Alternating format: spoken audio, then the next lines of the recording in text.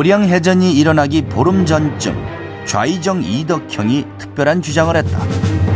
손문옥을 진린에게 보내 남해를 도모, 즉 고니시를 무찌를 작전을 짜도록 하자고 주장했다.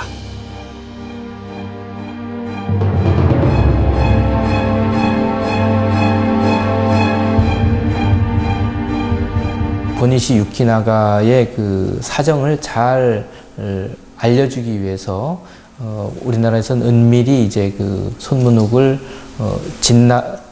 진린의 그 도둑 휘하에서부터 이순신한테로 이제 보내게 됩니다. 그럼으로써 이제 그 명나라와 조선 간의 그 연합 작전이라든가 의사소통이라든가 이런 데 있어서 손문옥이 역할을 하도록 하는 그런 조치를 취하게 되는 것이요. 그래서 이제 아마 마지막 전투가 있었던 노량해전에서도 그런 그 조선과 명나라의 작전의 조율을 위해서 아마 이순신 함대에 손문옥이 타고 있지 않았나 이런 생각이 듭니다. 1598년 11월 19일 아침, 이순신이 전사했다.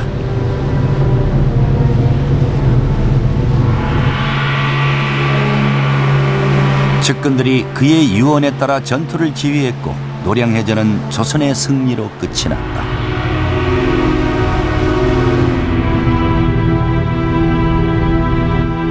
이순신 전사 이후 손문옥은 그야말로 승승장구하게 된다.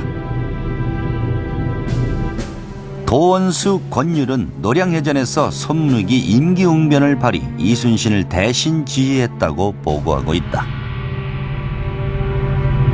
군공청에서도 손문옥을 초수, 즉 단계를 뛰어넘어 초고속 승진시켜야 한다고 주장하고 있다.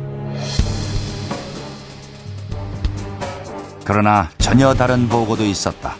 형조 좌랑 윤양이 직접 조선 수군들을 만나본 후 올린 보고서.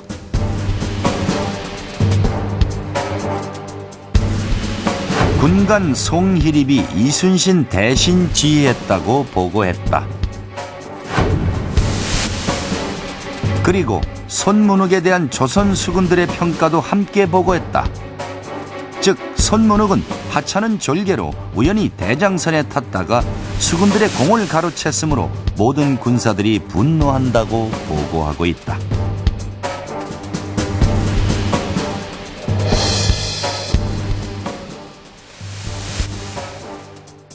어떻게 이런 평가가 나왔을까?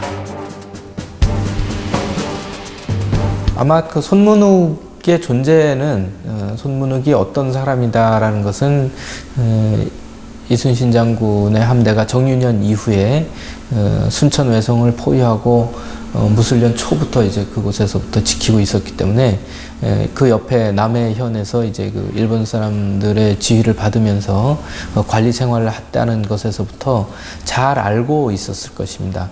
손문옥의 존재는 잘 알고 있었는데 여태까지 그 자기들과의 그 동지가 아니었다는 점에서 그런 그 국가에서 이제 그 노량해전에 대한 전공을 이제 그 시상할 때 손문옥이 이제 그 수공으로서 많은 그 공을 세운 것으로 이제 그 어떤 국가로부터의 이제 그 공로를 인정을 받게 되니까 그 오랫동안 이제 그 이순신 막하에서 활약했던 사람들은 반발을 하게 됩니다. 이렇게 평가가 엇갈리는 손문옥. 다양한 경력으로 그는 누구보다 일본군에 대해 잘 알고 있었다. 이 때문에 조선과 명예의 필요에 따라 이순신 대장선에 승선했고 역사의 목격자가 되었던 것이다. 자, 이제 뭔가 윤곽이 잡히기 시작합니다. 토요토미 히데요시의 양자로 또 고니시 유키나가의 측근으로 대마도의 후원을 받았던 손문옥. 그는 일본통이었던 겁니다. 손문옥만큼 일본과 고니시 진영에 대해서 잘 아는 인물이 없었던 것이죠. 즉 조선과 명은 당시 일본 정보통이었던 손문옥이 절실히 필요했습니다. 그래서 손문옥은 이순신의 대장선에 동승해서 역사의 목격자요 증인이 됐던 겁니다. 네. 이순신은 노량해전 관음포 앞바다에서 전사하고 이와 더불어 임진왜란도 끝이 납니다. 그런데 손문욱은 임진왜란 이후 또다시 변신합니다. 파란만장, 변화무쌍. 손문욱의 전후 행적을 더 쫓아가 봅니다. 임진왜란 이후 손문욱은 여전히 역사의 전면에 남아 있었다. 밀양의 표충사, 손문욱과 함께 활동했던 인물의 유물과 자료가 남아 있다. 사명대사 유정, 승병장 유정은 전쟁이 끝나자 새로운 활동을 한다.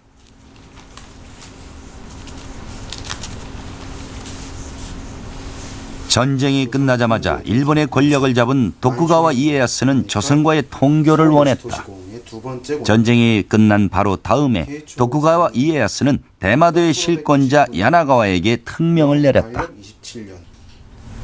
이해 도쇼신군, 즉 도쿠가 이에야스가 양국의 화의의 일을 소 요시토시공 및 야나가와 시게노부에게 명하여 말하시기를 통교는 양국을 위함이다. 타이코 도요토미 히데요시의 난 후에 그 길이 끊어졌다. 그러하니 우선 비밀히 서한을 보내어 그 뜻을 찾아보고 만약에 합의하는 바가 있으면 쇼군의 명령이라고 하여라 라고 명하였다. 이처럼 전후 조선과 일본의 통교는 일본 측 요청으로 시작됐다. 이곳에는 1604년 사명대사가 일본에 갔을 때를 묘사한 기록화가 남아있다.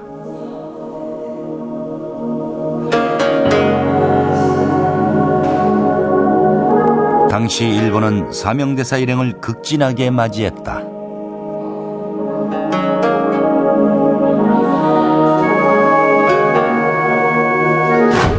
사명대사 일행의 일본행 목적은 탐적, 일본을 정탐하는 것이었다. 바로 이 사명대사의 탐적사에 손문욱이 동행하고 있었던 것이다. 1604년 사명대사와 손문욱은 대마도를 거쳐 교토로 왔다. 사명대사는 도쿠가와 이에야스를 만나기 위해 교토의 사찰 혼포지에 머물렀다.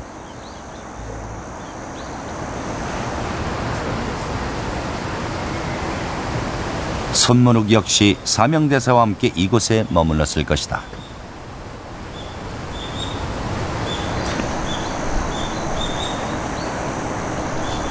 で孫文育もおそらくそうした日本の僧侶たちとの交流の場には一緒にいたと思いますね。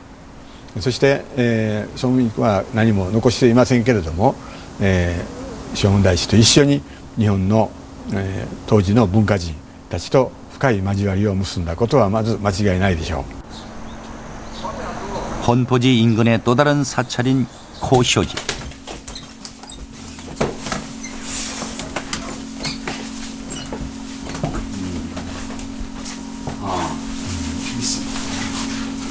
이가将軍大師以前の書ですね。 이곳에는 당시 사명대사가 써준 친필 유목이 한 점 남아있다.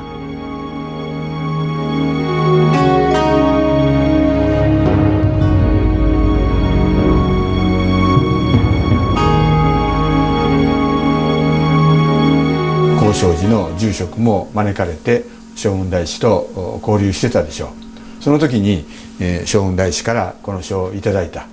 それでこのお寺で大切に今日まで残しているということだと思いますね。で下に将軍書という文字が読めます。で将軍大師という人は韓国ではサメヨンダン、日本に来ると将軍という号を必ず書いてましたから、日本で書いたもんだということもよくわかります。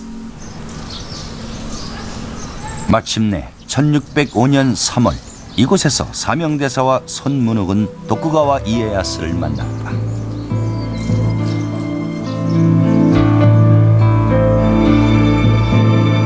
도쿠가와는 자신은 임진왜란에 관여하지 않았고 조선과 원한도 없다고 했다. 그리고